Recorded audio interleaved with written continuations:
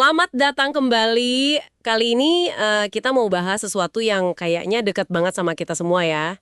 Tentang apa nih? Tentang cinta, seks, hubungan. Dan gimana semua ini nyambung ke perjalanan hidup kita, bahkan mungkin ke evolusi. Wah, topik berat tapi seru nih. Betul. Nah, untuk diskusi ini, kita nggak sembarangan ambil bahan. Kita udah saring nih dari database Scopus. Oh ya? Iya, ada 6 naskah akademis pilihan yang paling banyak dikutip pakai kata kunci cinta, seks, hubungan, sama evolusi. Jadi isinya daging semua. Mantap. Jadi terpercaya ya sumbernya? Harapannya begitu. Misi kita yaitu menyajikan intisari terpentingnya buat Anda. Siap, Siap? siap. Oke, mungkin sering kepikiran nggak sih kenapa ya kadang pria sama wanita itu responsnya bisa beda banget kalau soal katakanlah perselingkuhan? Pertanyaan klasik itu. Atau gimana pengalaman kita dulu waktu kecil mungkin itu bisa ngebentuk cara kita berhubungan sekarang pas sudah dewasa. Iya, itu juga sering jadi pertanyaan. Nah, mari kita coba bedah dari sudut pandang evolusi dulu kali ya. Sumber pertama ini langsung ngomongin soal cemburu. Betul. Studi ini menariknya dilakukannya di Swedia. Negara yang kita tahu kan cukup egaliter ya. Iya, betul. Tapi temuannya masih nunjukin pola yang agak klasik gitu.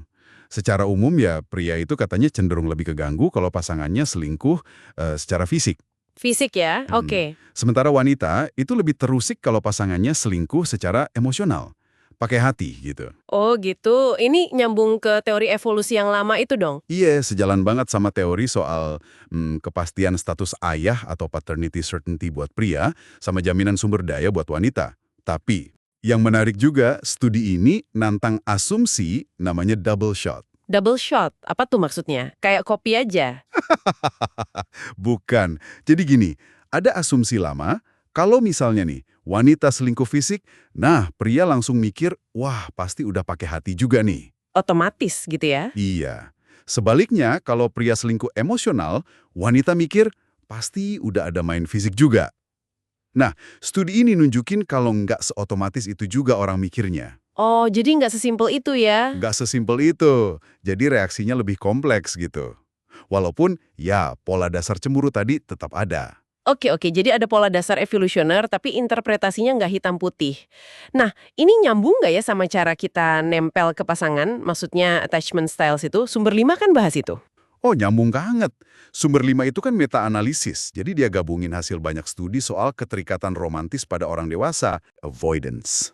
Avoidance itu menghindar gitu. Iya, kecenderungan buat agak jaga jarak, menghindar dari kedekatan atau komitmen penuh. Mungkin ini sisa-sisa strategi evolusi jangka pendek gitu. Oke. Kalau wanita? Nah, kalau wanita, rata-rata sedikit lebih tinggi di skor anxiety, kecemasan. Cemas. Cemas ditinggalin atau gimana? Iya, semacam itu. Cemas ditinggalkan, nggak dicintai. Mungkin ini ada kaitannya sama upaya secara evolusioner ya, untuk mengamankan investasi atau komitmen dari pasangan. Tapi ini kan bilangnya rata-rata, berarti nggak bisa digeneralisir ke semua orang dong. Tepat. Itu poin penting banget. Konteks itu krusial.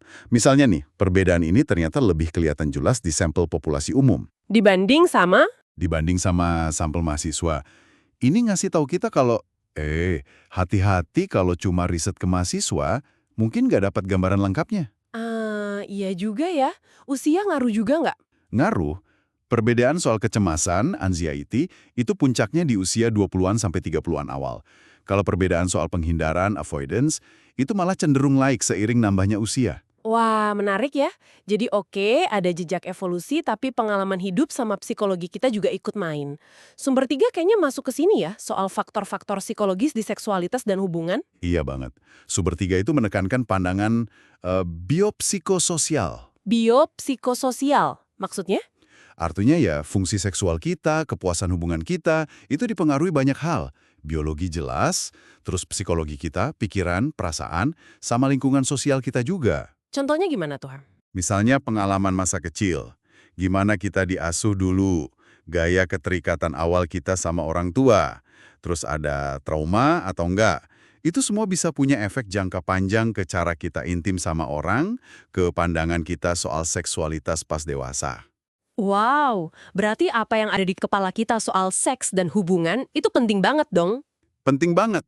Keyakinan kita, atau istilahnya skema kognitif, pola pikir dasar kita soal seks, soal diri kita sebagai makhluk seksual, soal hubungan, itu kuat banget pengaruhnya.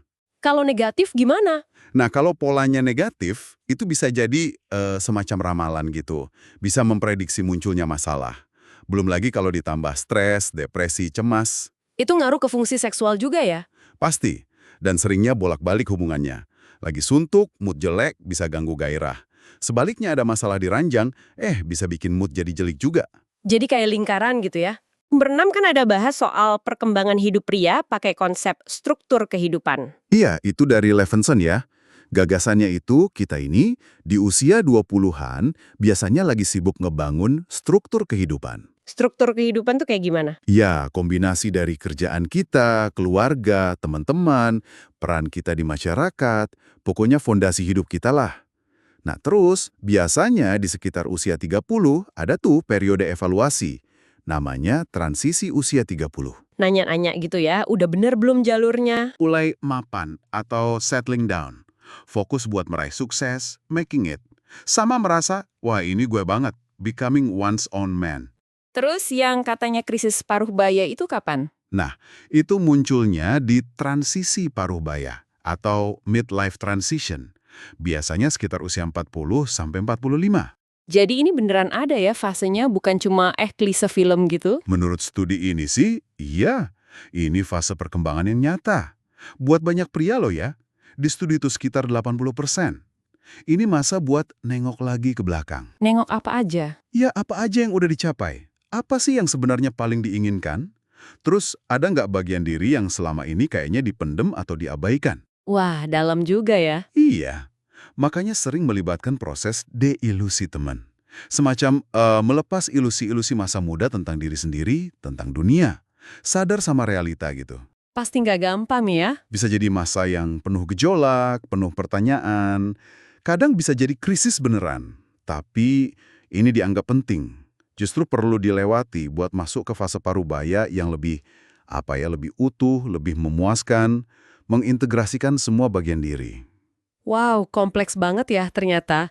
Nah, dari semua ini apa nih kira-kira benang merahnya buat pendengar kita? Intinya gini sih, pengalaman kita soal cinta, seks, hubungan, itu tuh kayak masakan gado-gado ya, campuran dari banyak bumbu. Bumbu apa aja tuh? Ada warisan dari evolusi yang mungkin ngebentuk pola-pola dasar kita. Terus ada sejarah pribadi kita yang unik, terutama pengalaman masa kecil. Ada kondisi psikologis kita sekarang, pikiran, emosi, level stres. Dan ya itu tadi, ada juga tahapan perkembangan hidup yang kayaknya cukup bisa diprediksi polanya. Kayak transisi usia 30 atau parubaya itu.